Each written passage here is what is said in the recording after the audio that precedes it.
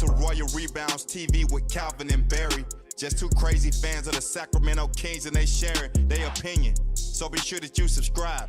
It's for the fans, by the fans. Whether you chilling on the couch or wildin' in the stand. For laid back conversations about the Kings, subscribe here. Staying down until we come up thinking this gon' be our year. We're here, drinking beer, talking about the Kings. Be sure you subscribe so you can hear that bell ring. Yeah. What's up, Kings fans? Welcome back to Royal Rebounds, the Sacramento Kings YouTube channel for fans, by fans. Unfortunately, the Kings lose to the Denver Nuggets tonight, 106-113. Mike Brown is out due to COVID or health and safety protocols, whatever the hell it's called nowadays. Domantas Sabonis does miss this game due to the right thumb injury. We'll definitely talk about that a little bit more. But hey, Calvin, it's Tuesday, Taco Tuesday. Welcome in. How are you today? I'm good, man. How are you? How was your Christmas? I had a good Christmas. I actually had a good day today, Calvin. I was feeling much better before this game today, but hey, we're going to try and stay positive. You know, the Kings did lose, but they were missing a lot, and they actually had some fight in them. They started out really hot in this game. They're up by 20 at one point, so a lot of positives to take away. We'll definitely dive into that. But shout out to everybody here in the chat. Charles, Bouncer, Mike, Alfie Man, welcome in everybody. Brian, I see you. Welcome. Let's break it down, Calvin. Let's break it down. So, Calvin, I want to hear from you. First thoughts on the game tonight. This game is a tale of two halves to me. I will say the thing that I was really happiest about when it comes to the Kings is they were focused and ready to play tonight. We saw a couple games last week where they just did not get off to good starts. They were not focused and determined to play with energy and effort defensively, and they let the games get away from them early. That was not the case tonight. They had some days off, Christmas with the family, all that stuff. They clearly had a good game plan coming into the night, especially when you consider the fact that they were missing Sabonis. They were really aggressive early, both on defense and on offense, looking to get to the rim. And they got really good looks and easy shots inside. The Denver Nuggets made some great adjustments at halftime.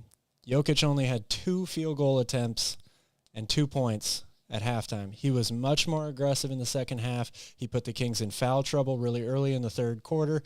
And from there, the Kings were kind of scrambling to catch up. I think they did some good things, both on offense and defense, but the Nuggets got really hot from the outside in the fourth quarter, 7 of 12 from 3. Michael Porter Jr. was on fire for the whole game, and it was just too much Denver down the stretch. Yeah, way too much Denver. And, you know, this is the team that's 29th in three-point attempts per game, absolutely nailing all the threes at the end of the game to close out the Sacramento Kings. It was quite unfortunate. Yeah, Brian. Shout out to Brian. Angel, good to see you. PK. Calvin, here we go. Oh, no! We suck again! We suck again. The Kings are 1-3 in their last 4 games, which is quite unfortunate. And as the bouncer points out here, Calvin, we're missing the beam, dude. I'm missing the beam. I haven't seen it in a while. The 21st, so it's almost been an entire week since we've seen the beam. Hopefully, we'll see it tomorrow as we do face off against the Denver Nuggets again. But hey, let's go ahead and dive here into the box score. So as I mentioned to start the show, the Nuggets win tonight 113-106 over the Sacramento Kings. The Kings are now 17-15. But hey, still 2 games over 500, which is good, and they are at home for a little while here. Harrison Barnes, 13 points, 8 rebounds, and an assist in 33 minutes. Calvin, I'm definitely going to want to talk about HB because he was leading the Kings at halftime with 13 points. Does not score in the second half of this game. 11 points for Keegan Murray. Alex Len gets the start tonight. 2 points, 4 rebounds, and 4 personal fouls in 14 minutes. De'Aaron Fox, 26 points, 4 assists in 31 minutes, 10 of 16 from the field, and 3 of 5 from three-point range, including a really, really late 3 that he was yelling or barking at the officials because there was someone in his landing space. He did pick up a technical foul earlier in the game. We'll definitely talk about that as well. 21 points for Kevin Huerter, 3 of 7 from three-point range in 37 minutes, and 11 points, 11 rebounds off the bench for Trey Lyles tonight. 8 points for Monk, 6 points, 9 assists for Davion Mitchell, and 8 points and 7 rebounds for Richaun Holmes. Calvin, what stood out for you tonight in the box score? It's got to be the turnovers for me. Sacramento had, I think, 3 or 4 turnovers midway through the second quarter. That was when they had built that big lead early on. They played about as well as you could play for the first quarter and a half of this game. But then they started turning the ball over, and that really changed things for Denver. They were able to get transition baskets. A lot of threes came off of turnovers. They just got some easier looks when the Kings had done a really good job of making things difficult for them in the half court for most of the first quarter, most of the first half. 16 turnovers for the game, 23 points off those turnovers for Denver, and 16-2 in favor of Denver for fast break points. That to me is where the game really turned for Sacramento. Shout out to Rodders here, and also Silva. Silva's right. Vlade Divac was in attendance tonight. Apparently, that brought us some bad juju. Also, Lane. What's up, Lane? Good to see you. Yeah, it was a tough loss tonight. We can take a look here at the team stats. 48.8% from the field for the Kings, as opposed to 47.7% for the Nuggets. Both teams didn't really shoot well from the three-point line. 28.6% for the Kings. Horrendous tonight. 35% for the Denver Nuggets. Kings made 16 threes tonight. Actually, free throws. The Kings made 10 threes tonight, Calvin, which was under our little bar that we set at 13, right? This is a much better basketball team when they make over 13 threes. The Nuggets made 13 tonight, but yeah, like I said, only 10 for 35 for the Sacramento Kings tonight. Rebounds were pretty even, 40-39. That's a little surprising considering Sabonis is out, right? We were worried about the rebounding numbers. This team needed to gang rebound, and they did a decent job. They did a decent job about it tonight. The assist number, only 20 assists for the Sacramento Kings, which is another low for them, right? We talk about when they're anywhere between 19 to like 23 assists, this team doesn't win a lot of basketball games. Also kind of coincides with the horrible three-point percentage, right? But, yeah, many things that stood out to me. Calvin, honestly, the biggest thing that stands out to me in the team stats is the Kings were up 20 in this game, and they lose. 20 early, which was actually one of my keys to the game that I mentioned, right, was they needed to start out strong, not dig a hole that they're trying to get out of. But, Calvin, ultimately this game to me, yes, Mike Brown was out due to the health and safety protocols. Yes, Sabonis was out. But, to me, this game shows exactly the difference between a good team and a great team, right? A good team like the Sacramento Kings are, they played really, really well early. They were making a ton of shots early in the game, and they kind of fell apart late in this game versus a team like the Denver Nuggets continued to get stronger quarter by quarter. You mentioned the adjustments they made at halftime, and, yeah, Jokic, two-time MVP, could potentially win another one this year. Just played exceptional in that last half. In that fourth quarter, man, the last couple minutes of that game where it was tied and then the Nuggets just go on like an 8-0 run, hit a bunch of threes. That's really the dagger for me. The Kings were even playing good defense, man. That Jamal Murray three late in the shot clock where he just kind of heaves it up. That one really that to me was a backbreaker. As soon as I saw that shot go in, I'm like, oh, we lost this game. Really, really unfortunate. But, hey, shout out to everybody that's here in the chat and everybody that's joining us here on the stream. It's another Kings game, right? We lost tonight, but it's okay, Calvin. We're working on some things. What are some positives you took from the game tonight? Well, I think, again, just the way the team came out really focused and ready to play in this game. Another loss hurts. Yes, it does. But I'm okay with the way that they lost this game. I mean, the Nuggets are a really good team, and they haven't been fully healthy very much this season either. They had all the big guns today, except for Aaron Gordon, but Jokic, Murray, and Michael Porter Jr., that's a really tough trio to stop. And I thought the Kings did a good job of playing defense without Sabonis, really throwing in a lot of different lineups, guys that haven't played very many minutes together so far this season. That's not an easy thing to do, especially when you're going up against a really skilled and talented offensive team. So, you just talked about the difference between a good team and a great team. To me, this loss is not not something that you really have to lose a lot of sleep over or pull a lot of your hair out. It's the losses they suffered last week. The fact that they just did not come out ready to play those games, didn't come out ready to compete. That's the difference between a good team and a great team. A great team will lose games. They'll lose games to teams that they should beat over the course of an 82 game season. But great teams will always come ready to play, and they will fight their way back into games when things aren't going well. And that's not what the Kings did last week. So this loss, hopefully they can come back and get a win against Denver tomorrow. It's tough to beat a team back-to-back days on their home floor. And I think if the Kings play with that same focus and energy on defense, they're going to have a chance to win again. Yeah, that's a great point. Watching the beginning of this game, I'm like, okay, the Kings are using a lot of energy here. They're getting up. They're playing well. I was thinking, maybe we could sneak one tonight, and then tomorrow's going to be a little bit tougher, right? Back-to-back, facing a good team. But, hey, they fought hard tonight. They did lose this game, but you're right. There are some positives you can take from this. We got to see Rashawn Holmes play 23 minutes tonight, dude.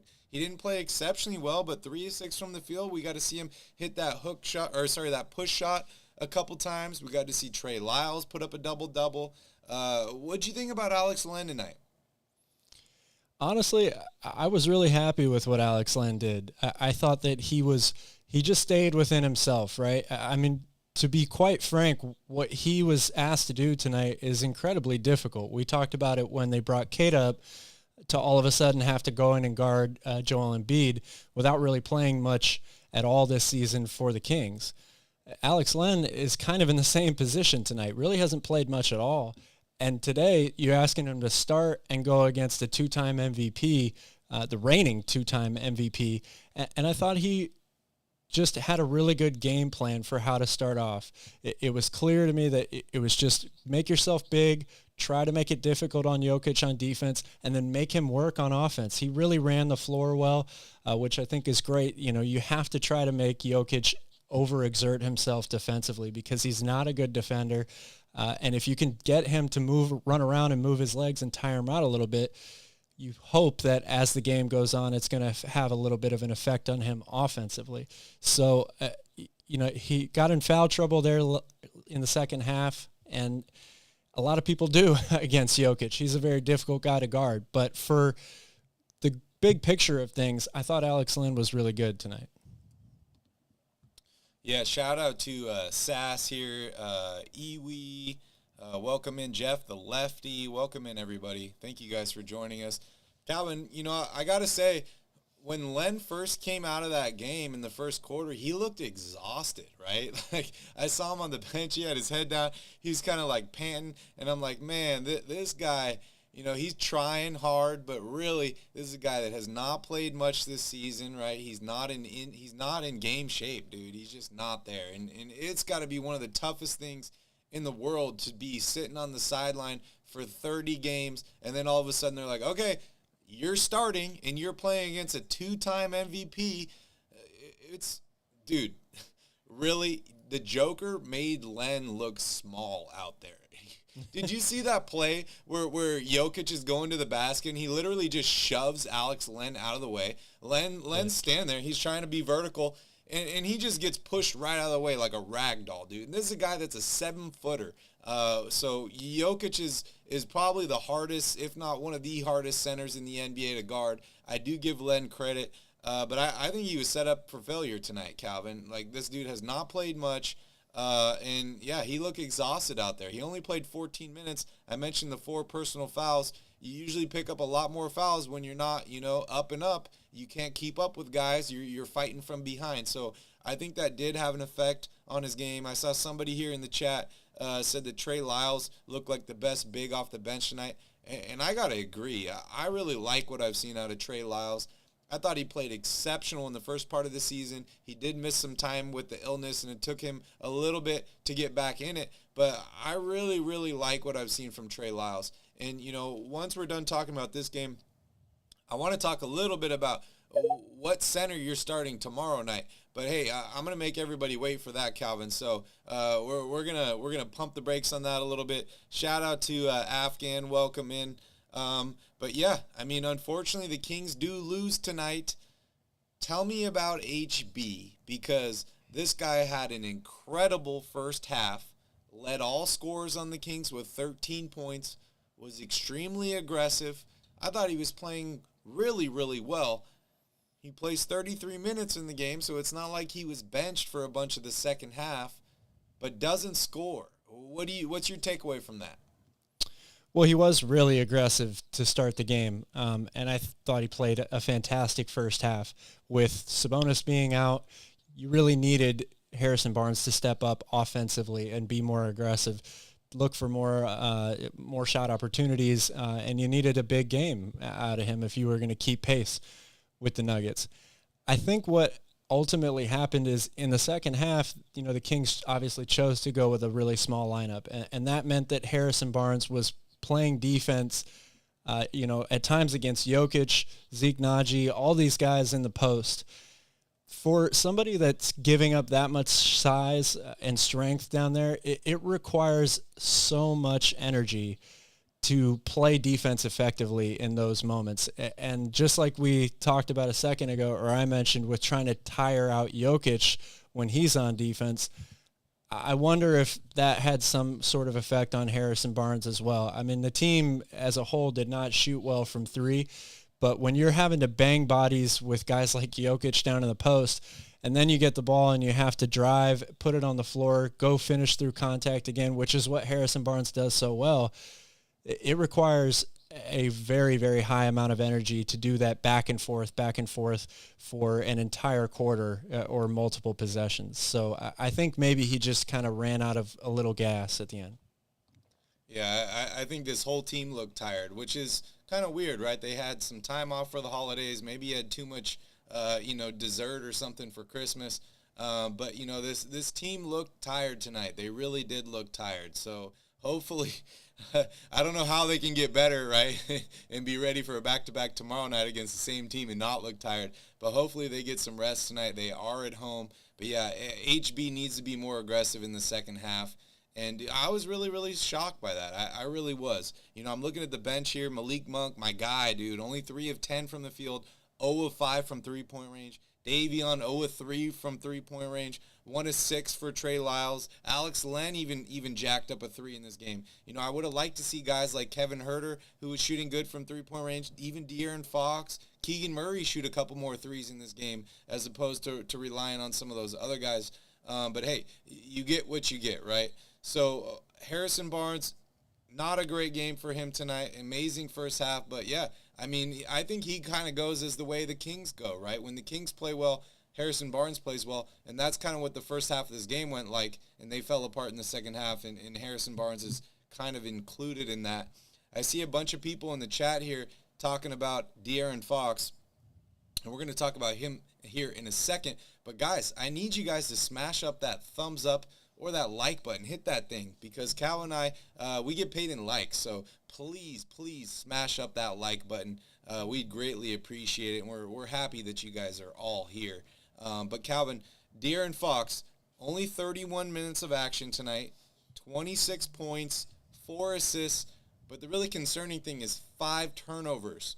I thought he was aggressive. I thought he shot the ball well. He was efficient, 10 of 16, 3 of 5 from three-point range.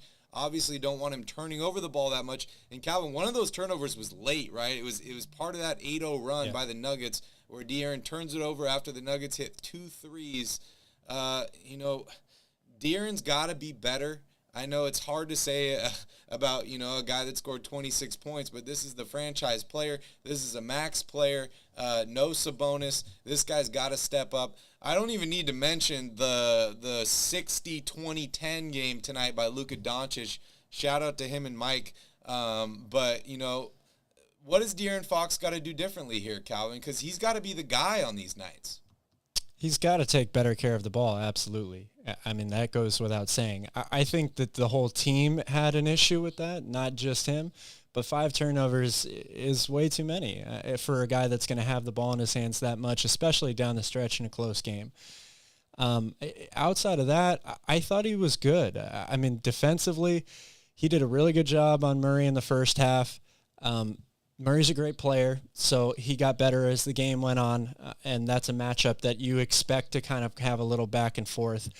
I saw, somebody talking in the chat, I think it was Sass, about De'Aaron Fox was -8, Davion's +2. Well, De'Aaron Fox is on Jamal Murray for the majority of the game, so I don't know if the plus-minus really tells the whole story there. I wouldn't be paying too much attention to that, but we've become accustomed to De'Aaron Fox this season being the guy in the clutch, making zero to little mistakes with the ball in his hands, getting really good looks at the basket, and being really efficient.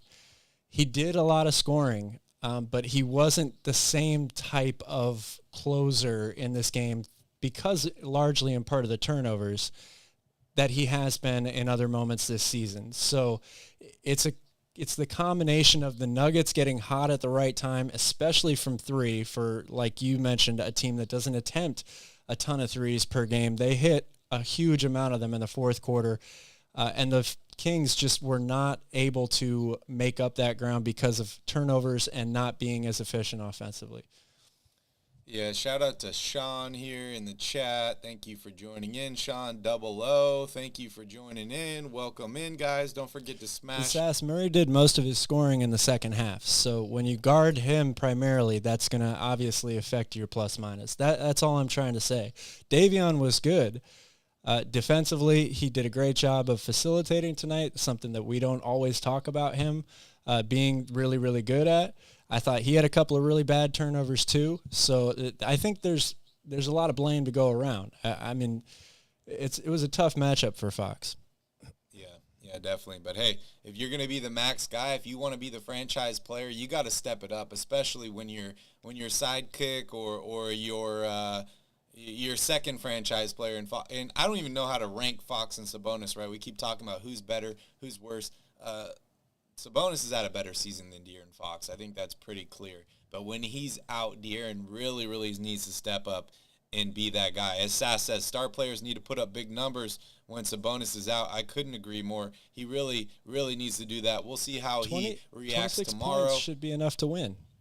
The Kings lost this game again. They weren't able to make enough stops, and they had too many turnovers. But to say that De'Aaron needed to score 40 in order to win this game, that sounds like the Kings of the past. We're supposed to be better than that as a team. I mean, Calvin, we're playing the best team in the Western Conference. Yes. But look, missing our Kevin head coach. Huerter was over 20 tonight. We're missing our best player. Yes, you do need other guys to step up. But to say that De'Aaron Fox has to score, north of 35 points for them to win this game means that we're not paying attention to the defensive side of the floor. There's more things going on than just Fox didn't score enough in clutch to win this game. Yeah, I mean, I would also say that Denver didn't really have a great game tonight. They didn't shoot well from three-point range. I don't think they had the greatest game tonight. They can definitely play much, much better. And like you mentioned, Jokic didn't play extremely well, right? 20 points for him, 9 rebounds, 11 assists, almost a triple-double. But this is a guy that's capable of much, much more. You had guys like Michael Porter Jr. beat you tonight, 30 points. 25 points from Jamal Murray. You're right, Calvin. The defense needs to be better, but De'Aaron Fox needs to be better in clutch time, right? That turnover was absolutely key. And, I thought they played great defense on Jamal Murray before he hit that three. Obviously, the KCP three in the corner was another dagger. But, hey, it's a loss against the best team in the Western Conference. You didn't have your head coach. You didn't have your best player, and you played them all the way down to the wire. So, I want to take some positives from this game tonight. The Kings put it all out there on the floor, and they didn't get a victory, but we'll see what happens tomorrow. It's not very often in the NBA, Calvin, where you get a second chance and you get to play the same team tomorrow, make adjustments, figure that all out. Jordy Fernandez is going to be on the phone with Mike Brown all night long. They're probably not even going to sleep talking about adjustments and about this game. And Jordy's probably got some insider information considering he came from the Denver Nuggets. A lot of connections between these two franchises, Calvin. Mike Malone, ex-Kings coach, is the Denver Nuggets head coach. We got Pete D'Alessandro for a while from Denver. A lot of connections between these two franchises. So maybe thing is a little personal. And hey, the Kings need to get a victory, dude, because I need to see that beam lit tomorrow. I definitely need to see that. I saw somebody earlier in the chat say the only good thing about tonight is we don't have to watch the Island Boys. So I agree with that. Shout out to them. No Island Boys tonight. No victory for the Sacramento Kings. Kevin Huerter, 37 minutes, 21 points, 8 of 14 from the field, 3 of 7 from three-point range. He had an assist tonight, 2 steals, 3 turnovers, unfortunately. Kevin Huerter seems to have got his shooting stroke back, Calvin. I'd like to see him, control the ball a little bit more.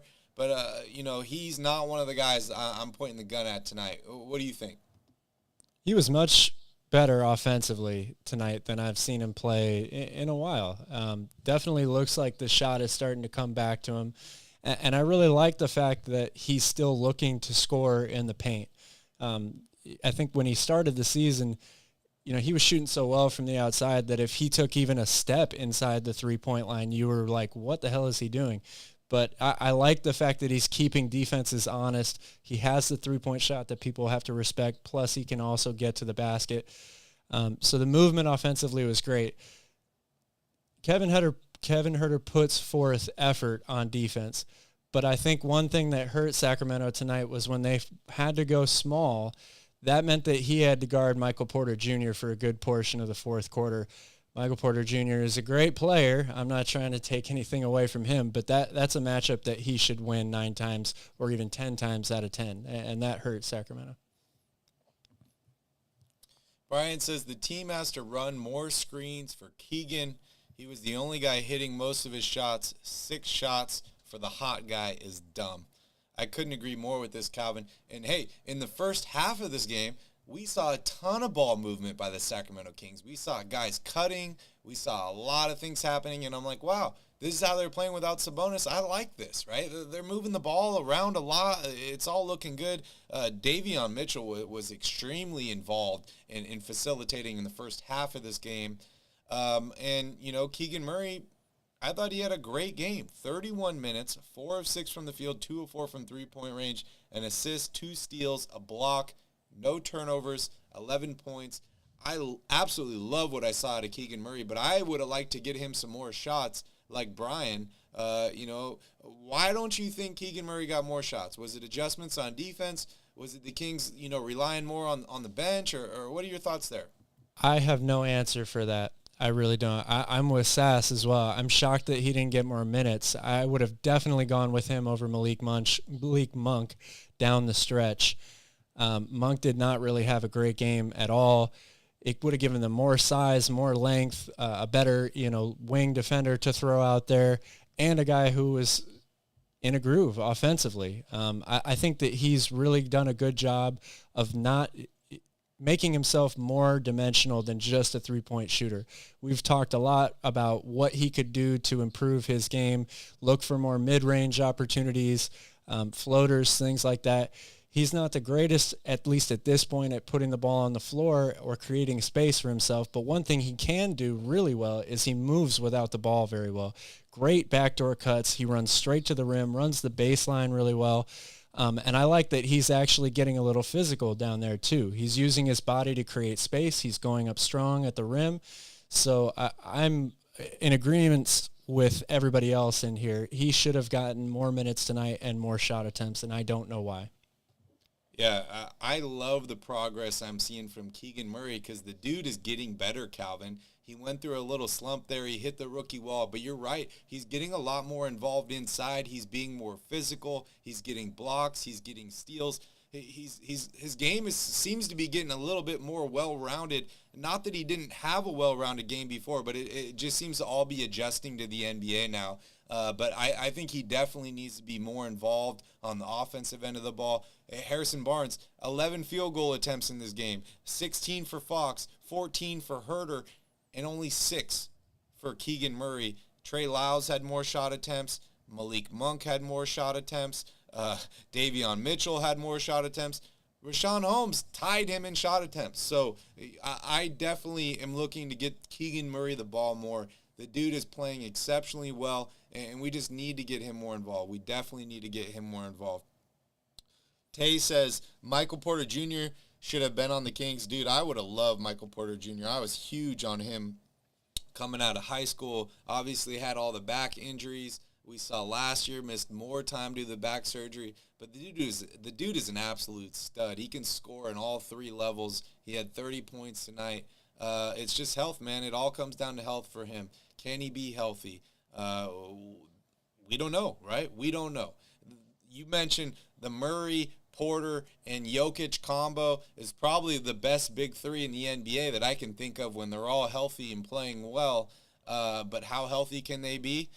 We don't know, Calvin. We have not seen them healthy for an entire season. So a lot of potential there, but we'll see. We will see what happens. As far as the bench goes, I mentioned, a double-double for Trey Lyles. I thought he was the best big on the floor tonight. I like what I saw out of Rashawn Holmes. A little resurgent game from him, a couple push shots. Only 3 minutes for KZ, 18 minutes for Davion, 9 assists. I thought Davion played well. I mean, I'm never really disappointed in Davion, right? Because he always brings the effort, the enthusiasm, the defense. Offense is basically, a bonus for me. But Malik Monk was probably the most disappointing player for me. He's been in a little bit of a shooting slump, Calvin. He's not been shooting the ball well from three-point range. Very, very happy I didn't put a bet on him for Sixth Man of the Year at this point. I do think he can be better. I do think he will bounce back. I'm not sure how long it will take. We've seen multiple players on the Kings, shooters, right, go through these slumps throughout the season. 26 minutes for him tonight, 0 of 5 from three-point range, 3 of 10 from the field, and only 8 points from him. Calvin, tell me about the bench. It's unfortunate. I thought a lot of guys on the bench played really well. It just wasn't enough when it came down to it. Trey Lyles was great. He was really, really great.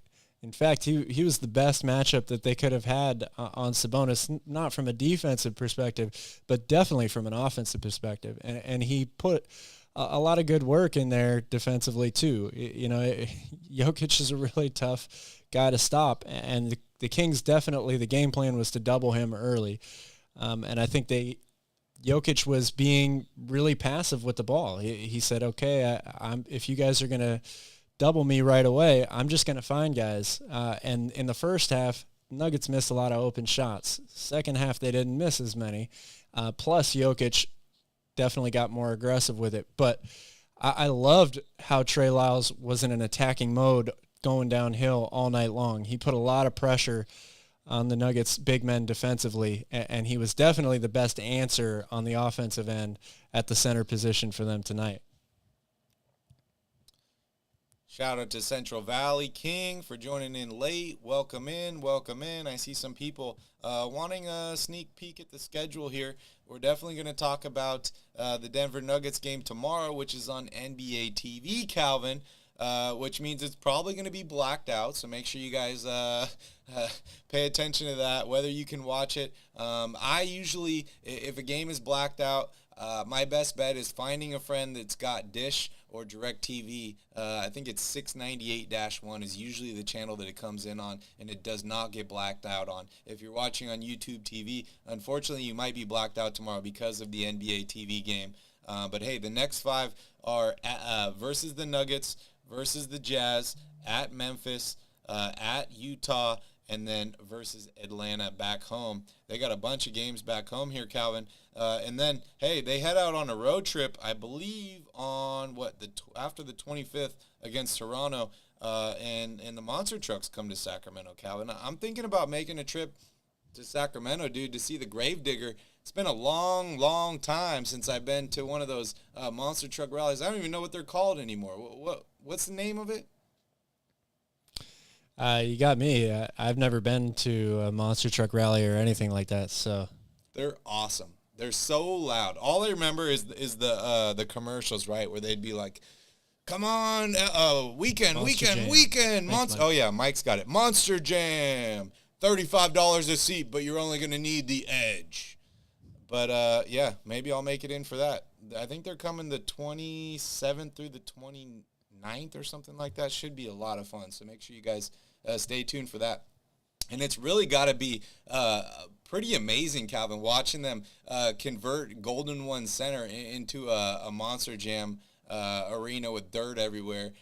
Pretty wild that they can even do that. It really is wild. All right, I think we're pretty much wrapping up the game. Last thing I wanted to talk about. Did you see the De'Aaron Fox technical foul? I sure did. I was waiting for you to bring this up. Lane violation. Obvious lane violation, right? One of the I got on Fox a lot for getting ejected, late in the game, even though they ended up winning that game. But the 2 technical fouls down the stretch, right in a row, back to back, I was not really happy with. I'm equally, if not more, upset about this one. I don't know. First of all, I don't know what you're arguing. It's clearly a lane violation. Maybe he was trying to say that there was some herky-jerky motion in the shot, which forced him to step over the line. But there's just no reason for that. There's no reason to pick up a technical foul. Dude, he was over the line before the shot even went off. I saw him step. He wasn't even paying attention, dude. He stepped over the line. Then he kind of goes for it. It didn't seem like he was really paying attention on the guy shooting the ball. No, I mean, if you weren't, you weren't. And, there honestly, if we're being truthful about the situation, there's probably a lane violation on every free throw. Yeah. But still, it's just a horrible technical foul to pick up. I don't know why you would have to argue so vehemently in that situation. I get it if you're upset about going to the basket and getting hit all the time and you don't think you're getting fouls called. But to argue that, it makes absolutely no sense to me. Yeah, and the worst part about it was the timing, right? And it's like, yeah, there is a lane violation on almost every play. But, hey, Calvin, they're not going to call a lane violation if he makes the free throw. They're only going to call a lane violation if he misses the free throw, and you're going to give him a second chance at doing it. The Nuggets were on a big run there to close out that lead. And then, hey, he gets a second chance at that free throw, makes that, gets the technical foul. That's another swing, dude. 2 more points for the Denver Nuggets and helps them cut that lead going into halftime. So that really was unfortunate. I don't know what he was arguing about. And, hey, we saw him arguing late in the game after he hit that 3, saying the guy was in his area, which, hey, I saw the replay. I thought he had something to say there. Like, the dude was in his area. But, Calvin, we know it, right? The NBA will only give you a foul on that if you flop. So maybe De'Aaron Fox has got to start falling down when he takes those threes if somebody's in his shooting area, because that's the only way the referees pay attention. I'm so sick and tired of these referees, man. They hate the Sacramento Kings, Calvin, and they just continue to show their colors. So, hey, I want to move on, dude. I'm sick of this game. We lose, but hey, we got a chance to win again tomorrow. Also, I want to remind everybody that's watching, thank you guys so much for watching. But hey, smash up that like button. We got almost 50 people watching. We only got 28 likes. So please, if you have not hit that like button, hit that like button. And also, want to remind you all, we are live on Twitter Spaces right now. So if you'd like to join in the conversation, you can. Just go to Twitter, Royal_Rebounds. Pinned at the top of our page is the Twitter space. You can also click on our profile picture and hit Join Spaces. If you want to talk, just request to come on stage, and you can be live here on the show. We'd love to hear from you all. Our goal of this channel is to give every Kings fan a voice. But hey, if you don't get on Twitter Spaces, we can't hear your voice. So get on Twitter and let's talk about it. All right, Calvin. So, couple things I want to talk about. Obviously, we got the next game tomorrow against the Denver Nuggets, and we'll talk about that here in a second. But first off, I want to remind everybody, vote for your All-Stars. You can do it every single day. You can vote for 5 Kings players, and you can do it every 24 hours. So please click on the link on NBA.com to vote for your All-Stars. It's also on our Twitter page. And set a reminder in your phone. Vote every single day. we got a small fan base, so it really, really takes everybody to get some of these guys to the All-Star game. We got a 50% weight in fan votes. So please, please, please don't forget to vote for your guys. Domantas Sabonis is having an all-star season. We'll talk about the injury here in a second, but he's going to need all the help he can get to the all-star game because we're not on national television a lot. And hey, he needs your votes, and this injury is definitely going to sideline him for a little bit. So please, please get your votes out there for the all-star voting. So Calvin, I want to talk about Sabonis's injury here for a second, but first off, Silva is betting $100 that the Kings win tomorrow. If anybody wants to take him up on that bet, just let him know in the chat. PK is betting $600 on the Nuggets. Wow, the bets are flying here, Calvin. 10% comes to us, so don't forget that, guys. But Calvin, I want to talk about the center position. Sabonis is out, right? I think it's safe to say he's missing the game tomorrow, Calvin. Who are you starting at center? Are you restarting Alex Len? Did you like what you saw to Trey Lyles, Rashawn Holmes? Who are you starting at center tomorrow? It's a tough question. I mean, I thought Trey Lyles played the best overall out of all three of those guys, but I'm not sure that small lineup is sustainable for an entire game to hang with this team. I'm definitely playing Trey Lyles a lot tomorrow because I really love what he did, and I like how he can put a lot of pressure and stress on the big men for the Denver Nuggets on the offensive side. But I'm probably going to go with either Alex Len or Rashawn Holmes to start the game. I still want a bigger body. I hate to use the phrase of, like a guy that has 6 fouls to burn, basically. But I think you got to start the game with somebody that can bang with Jokic like a little inside, a lot like they did today. They're going to have to be really focused and energetic again and communicate on the rotations. The first quarter looked phenomenal. They came out really, really ready to play. So I'm probably going to go with the same sort of thing to start, but Trey Lyles is definitely going to be the first guy off the bench for me for the big men. Yeah, Brian says Trey Lyles really transformed his body over the summer, losing 25 pounds while maintaining the strength. Well, hey, Brian, it really, really shows because I like what I've seen out of Trey Lyles this season. But, Calvin, I think you're right, dude. I didn't want to say that either, right? Who's good for 6 fouls. But I'm probably going to start Rashawn Holmes if it's up for me. I'm going to try and get a fast start for the Sacramento Kings. And then, hey, if Jokic starts getting going early, I'm going to throw Alex Len in there. I would expect to see Keita in that game. And hopefully, that's 12 fouls right there. We need those guys to be physical. We need to try and throw Jokic off his game. Yeah, I'm in favor of starting Holmes, dude. I mean, Alex Len was in a really, really tough position. This guy has not really played much at all this season. I think Rashawn Holmes is a little bit more prepared. And, I'd like to see the Kings get out and run early like they did in this game. I don't know if they can do that same thing with Alex Len tomorrow night. So I'm definitely trying to start Rashawn Holmes. But, hey, I want to hear from you guys in the chat. You don't got to write a long sentence or anything, but just let me know. Last name, who would you start tomorrow at the center position?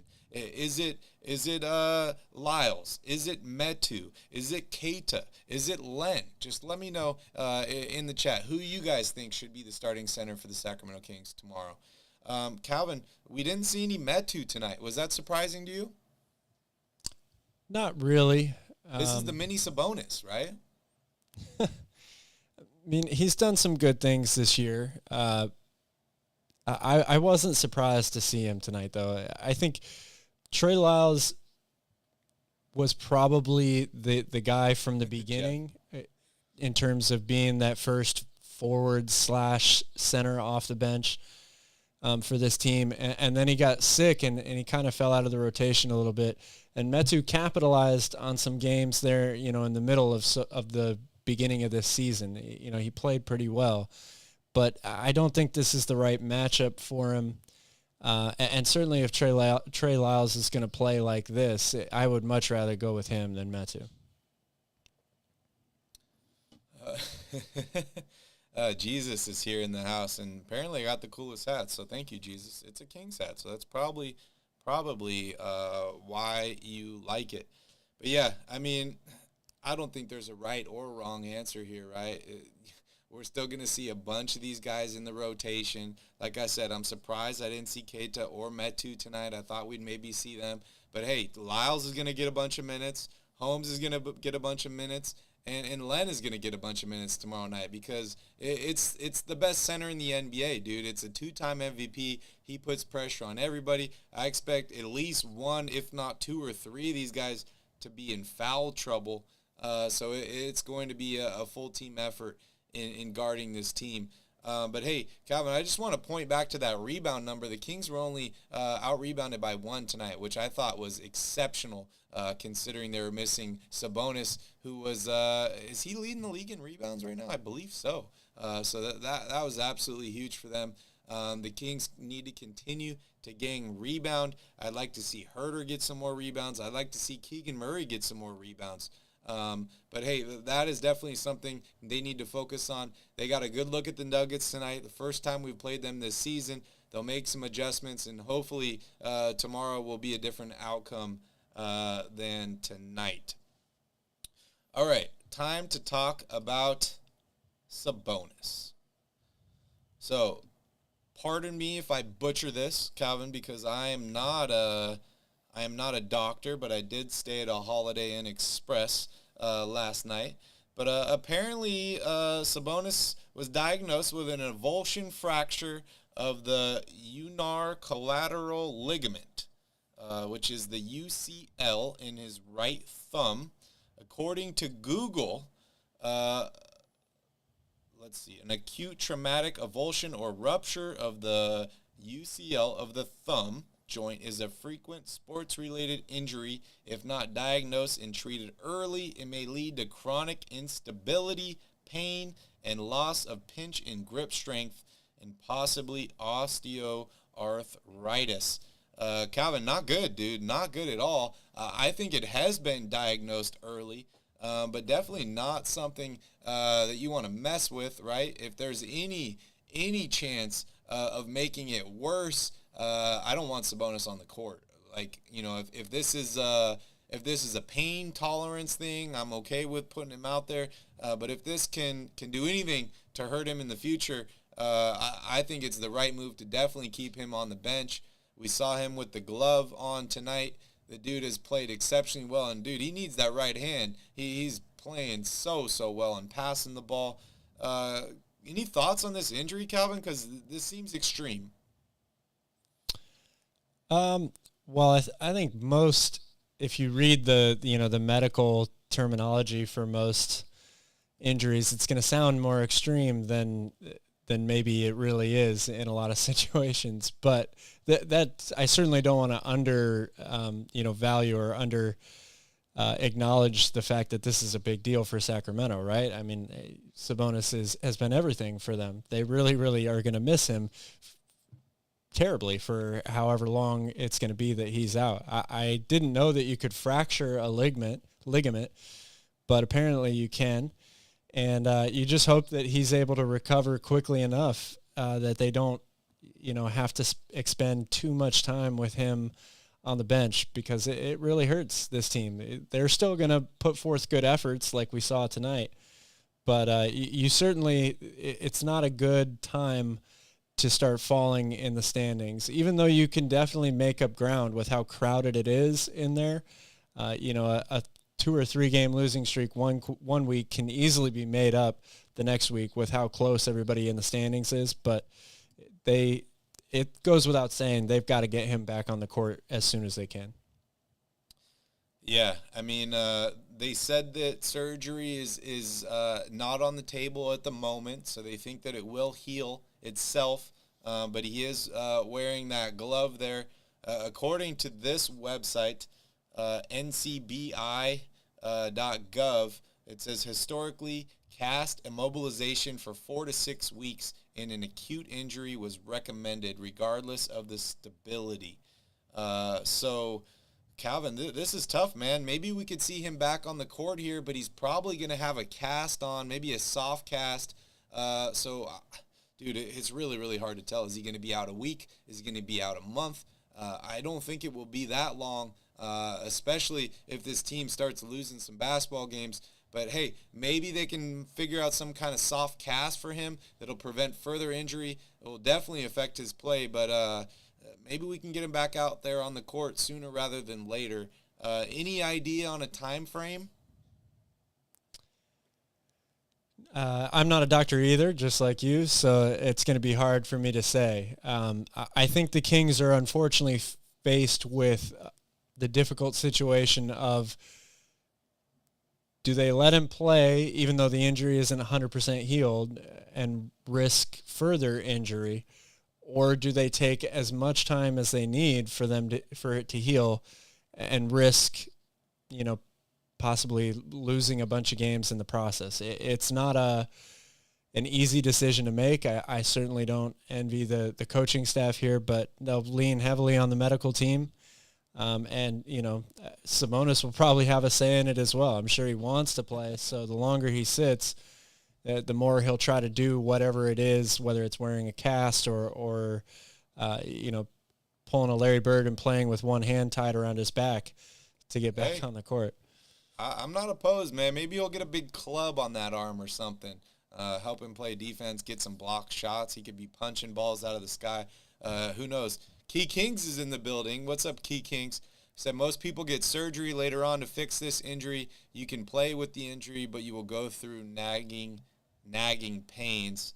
PK says if Sabonis' legs work, he should play.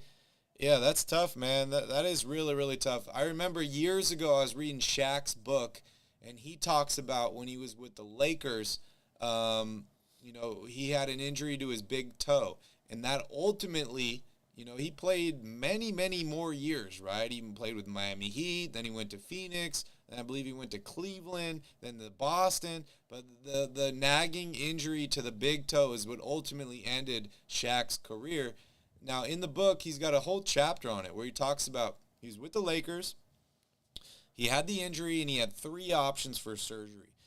There was like a short surgery that was like, okay, you'll be back in 2 weeks.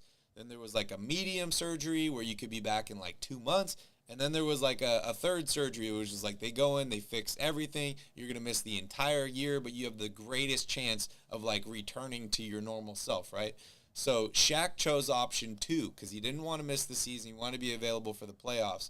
In hindsight, he wishes that he would have taken option 3 and missed the entire year because that probably would have solved the injury and wouldn't have spiraled out of control and later ended his career. So, I mean, he did go on to win a couple championships after that, Calvin, but I think that was the start of the end for him. Now, a little bit different situation here, right? Sabonis is not 327 pounds, and it's not an injury to his foot. It's an injury to his hand. But definitely not something you want lasting for a long, long time, especially, Calvin, if we sign this guy to a max deal at the end of next season. Exactly. So we got to be gentle. We got to be careful, and we got to let this guy play when he's ready. You don't want to rush him out there too fast. But at the same time, maybe we can figure out some kind of cast, some kind of brace for his hand that still allows him to play, but prevents a further injury. But it's interesting, man. I swear, Calvin, being a basketball fan, you learn more than you learn in medical school. So, we're learning every day about different injuries to different parts of the body. Central Valley King. I have a couple cousins in med school that they're covering their ears after that statement. But Central Valley King says, what do you guys think of John Collins from the Spurs? From the Spurs? I don't know who John Collins is on the Spurs, but I know who John Collins is on the Hawks. What do you think about John Collins, Calvin? I'm still not really sure whether it's worth. I feel like it's going to be a fairly large price tag to go after him, and I just haven't decided whether or not it would be the right move. I think that there are definitely things to like about the idea of him on this team, particularly playing in the fast break, alongside somebody like De'Aaron Fox, a guy that can run the floor really well, and obviously, the huge vertical lob threat. better three-point shooter than I think a lot of people give him credit for. And looking at his numbers, I've never really thought of John Collins as much of a defender, but he has averaged over a block a game for his career. So there are some good things I think that would work well with this team. I'm just not sure. I would have to know what Atlanta wants in return for him, I think, to decide whether or not it's worth it. He's clarifying here, Zach Collins with the Spurs. Oh, this I would stay far away from Zach Collins. Number 10 overall by the Sacramento Kings. This is the year they drafted De'Aaron Fox, right? This was the Fox draft, 2017. So the Kings had 2 first-round draft picks. They took Fox, number 5. I wanted them to take Monk, number 10, but they took Zach Collins, 10. They traded him to Portland, I believe, for like Harry Giles and maybe Scal and another pick or something like that. I like Zach Collins a lot. He played extremely well with Portland, but I know he did have an injury, a pretty major injury there. He's averaging 8.8 points, 5.7 rebounds this season. Calvin, any thoughts on Zach Collins? I would stay away from Zach Collins. I think that I don't like to use the term injury prone. Even though you can't run from it. I still think if you're, Anthony Davis, for example, how good he is when he's healthy is worth it to me to have him.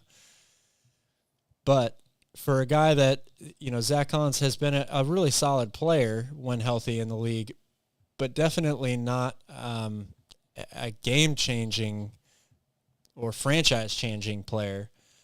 Not that that's what the Kings are necessarily looking for, in a deal. They're looking for some overall help, roster help. But I just would be a little nervous trading for Zach Collins at this point. Yeah, shout out to Neil. Neil, I missed you somehow. Shout out to Neil and Mr. California Roll. Yeah, I mean, Zach Collins, I did like him, but hey, why do we need to pick up another backup, dude? I feel like we got too many backup bigs on this team. Like, we need to upgrade, right? Not add more backups. So I would be more interested in trading for a starting power forward or center, however they work, rather than pick up another backup, because I think we do have too many backups already, or we have enough backups, right? We don't need more. And yeah, I would take Holmes over Zach Collins. So yeah, I'm not super big on that. Shout out to Gothen. Gothen's here, saving the world, but he's here hanging with the channel. So shout out to Gothen. All right, Calvin. Last question before we move on here.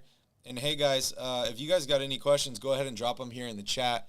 We talked about the game tonight against the Nuggets. We're playing the Nuggets tomorrow, so it's kind of the same thing. So we're going to talk about it a little bit. But, hey, Calvin, I want to know from you, does this Sabonis injury make you more or less likely to make a trade if you're Monty McNair?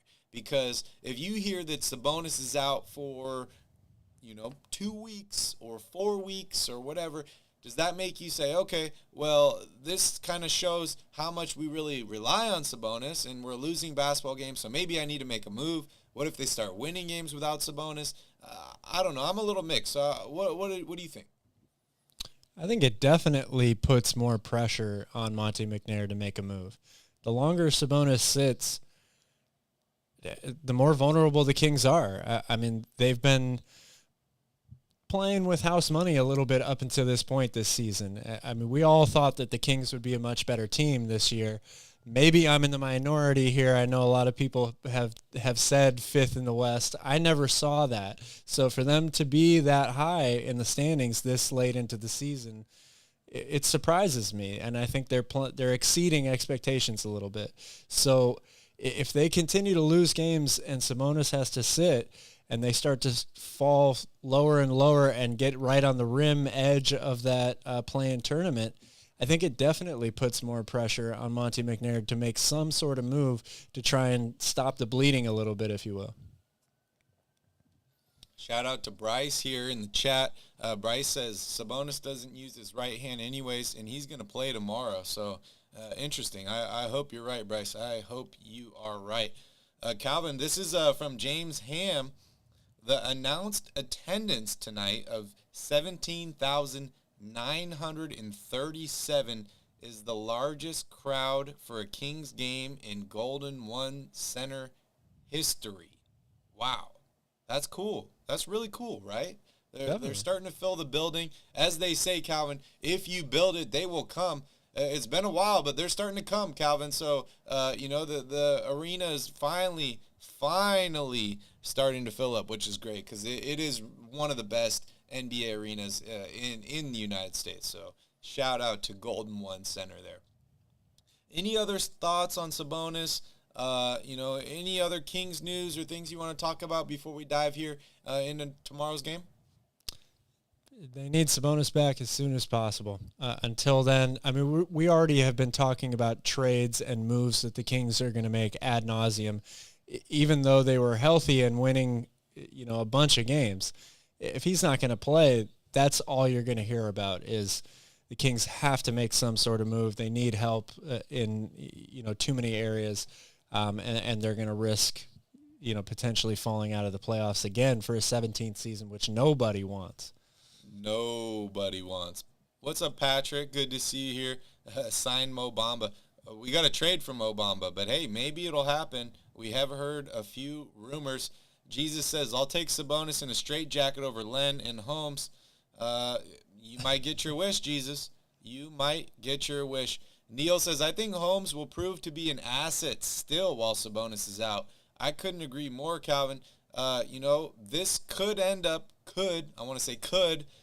up being a blessing in disguise, right? Where without Sabonis, we're starting to see more and more things exposed. Even with Sabonis, during that road trip, that tough road trip, we got to see a few things exposed on this Kings team. Now, without Sabonis, we're seeing some more things exposed. Maybe we get to showcase Rashawn Holmes if he plays exceptionally well over a few game span without Sabonis. Maybe his trade value goes up. Maybe we can make something happen. So, there could be some positives coming out of this situation. How the Kings, change their style of play offensively without Sabonis is going to be a huge storyline for them going forward.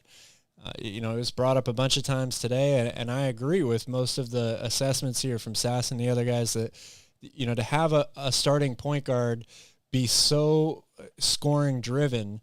I think Darren, especially this season, has relied on Sabonis so heavily for being the guy that initiates offense for other people to where he just has to worry about getting his looks, and he's been good at that. But without Sabonis on the floor, they really have to go attack teams in a different way. They still need the ball movement. They still need the equal opportunity from these other guys who are, thought of or typically good shooters, even though they didn't shoot well tonight for the most part. But you still have to have the ball fly around the perimeter and attack inside out. It's just going to look a little bit different this time or this way without Sabonis. So that's going to be a really key thing to keep an eye on moving forward. Definitely. Sass says it's hard to watch the Kings with Sabonis out. I mean, the first half looked great, Sass, without Sabonis. There was a lot of ball movement. It was looking pretty good.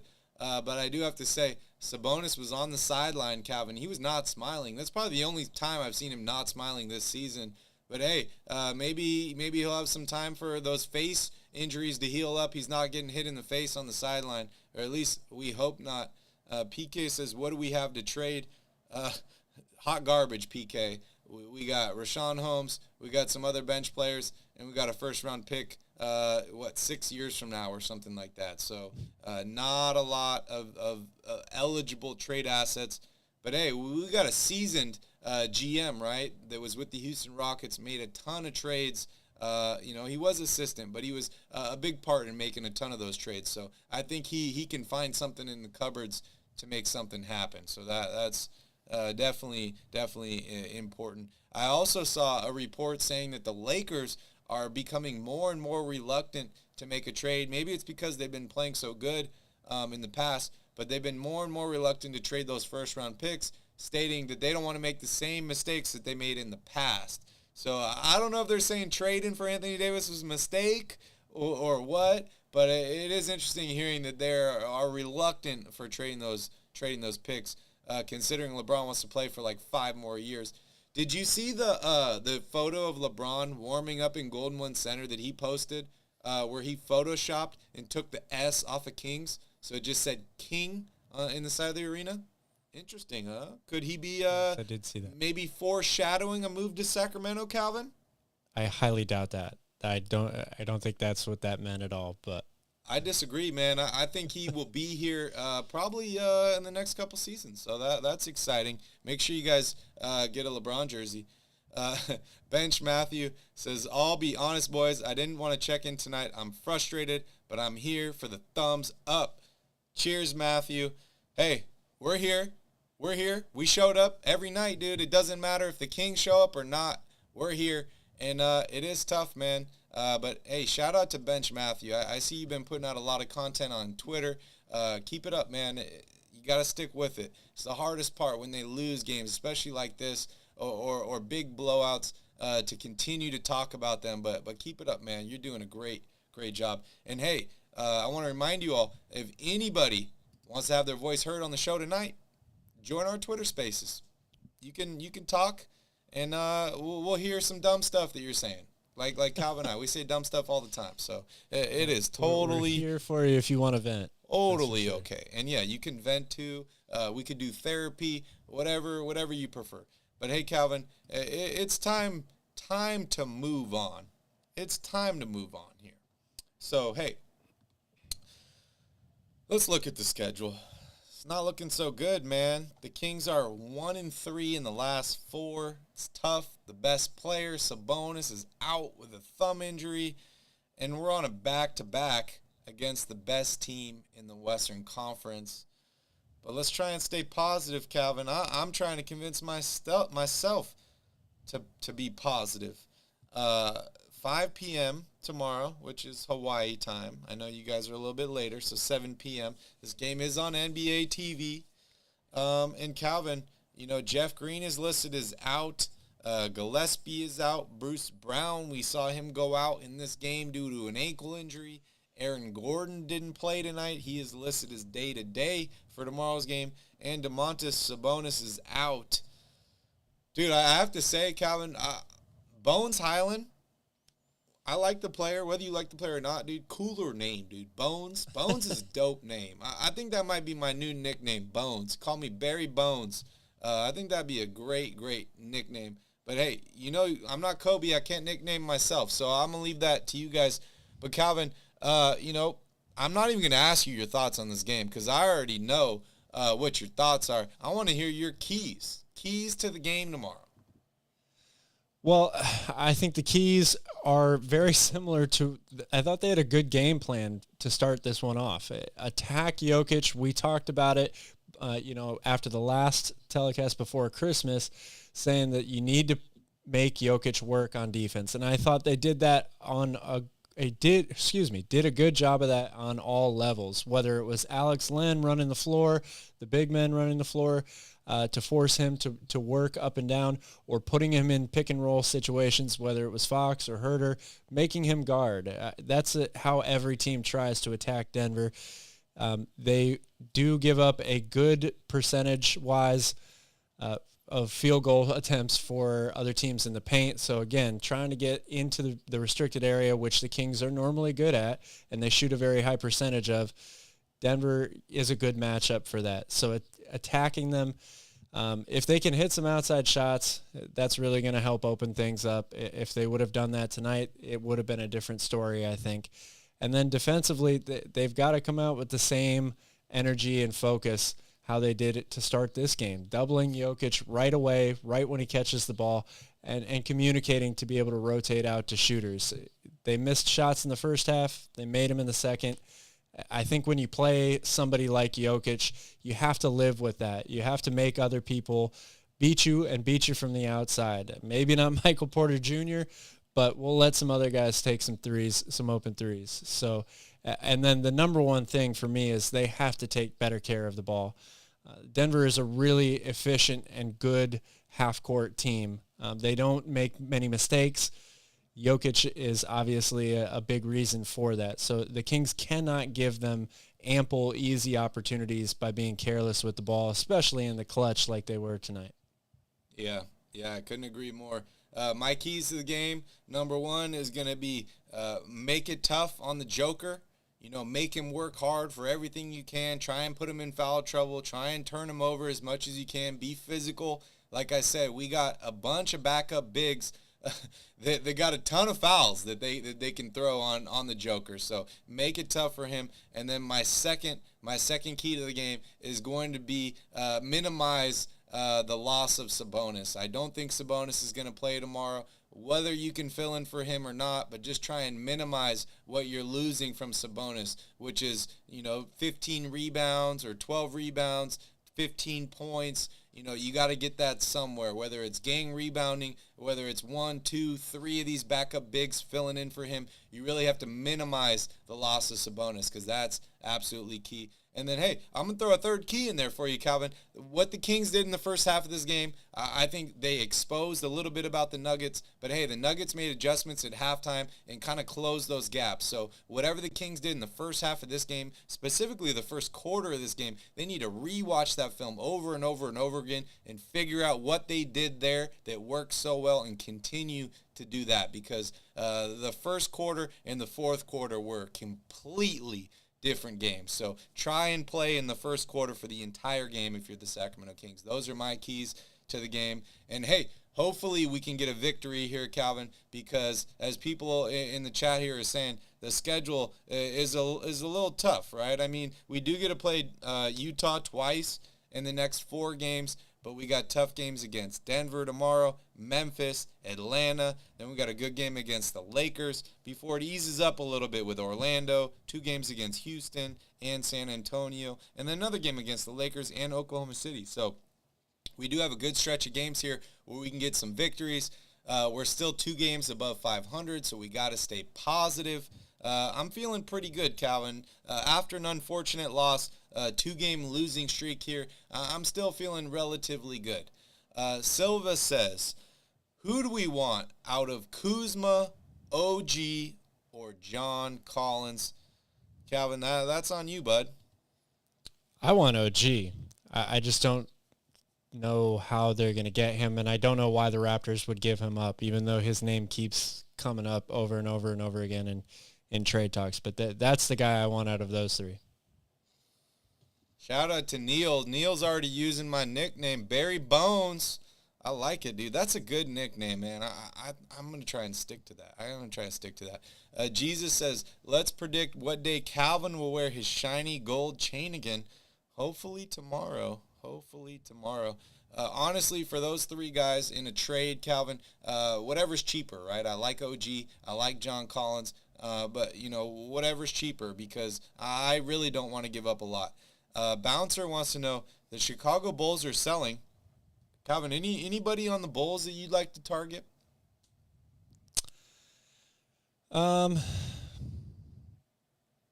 not so sure. I mean, you just talked about not wanting to give up too much to get somebody like OG or Kuzma. I would be thinking the same thing, definitely when it comes to their big stars like Zach LaVine and DeMar DeRozan. Those guys make a lot of money, so you're going to have to give up a lot to get either one of them anyway. Vucevic, he's a good player.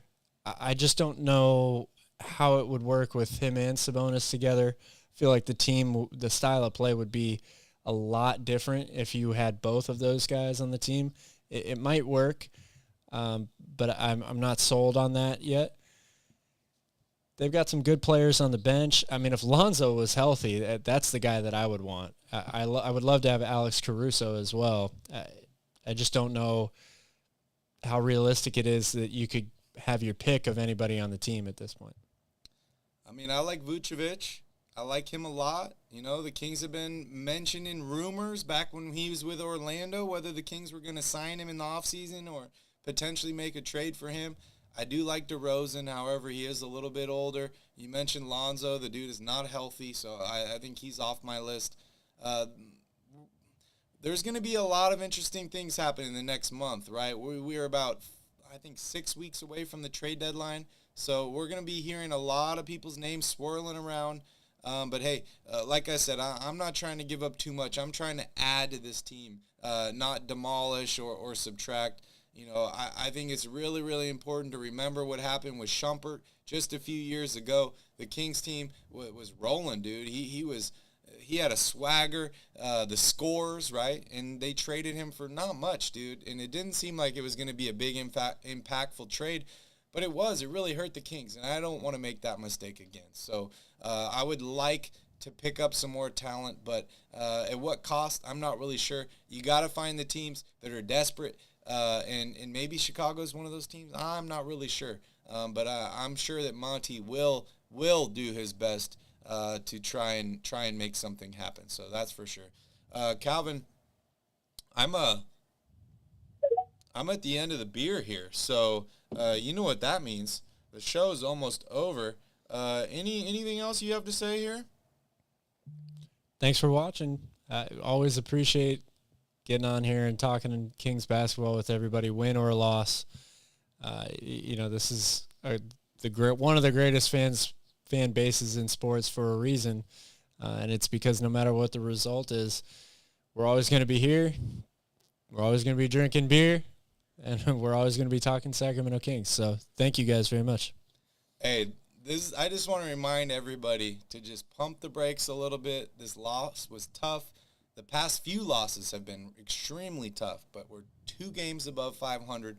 When's the last time we've been 17-15 this far into the season? I can't even remember it because I was probably in high school, Calvin, when that happened. So it has been a while, and yes, I definitely just aged myself there. But hey, guys, thank you so much for watching. Please don't forget to smash up that like button, hit that subscribe button, share this channel with all your favorite Kings fans, and follow us on Twitter at Royal_Rebounds.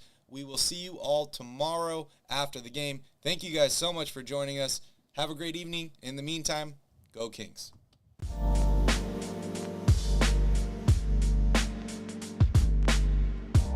Goth, and I see you.